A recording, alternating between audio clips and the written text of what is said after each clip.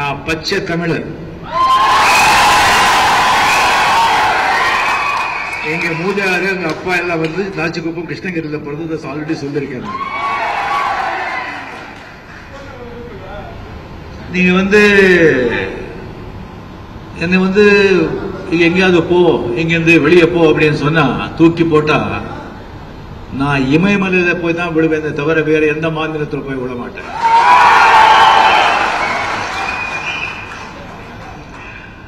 ஏன்னா தமிழ் மக்கள் நல்ல மக்கள், நல்ல உள்ளங்கள் இருக்கிற பூமியில இருந்தா இங்கே இருக்கணும், இல்லைன்னா சித்தர்கள் இருக்கிற இமாலயில அங்கே இருக்கணும்.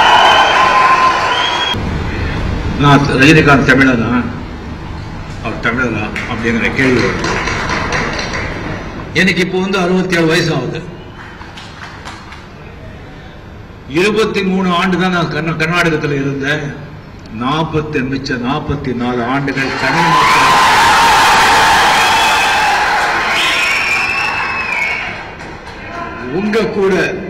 உங்க கூடவே வளர்ந்த கர்நாடகத்திலிருந்து ஒரு மராட்டியானோ ஒரு கன்னடக்காரனவோ நான் இங்க வந்திருந்தா கூட நீங்க என்னை ஆதரிச்சு அன்பு கொடுத்து பேரும் புகழும் பணம் எல்லாத்தையும் அள்ளி கொடுத்து என்னை வந்து நீங்க தான் தமிழனே ஆக்கிட்டீங்க.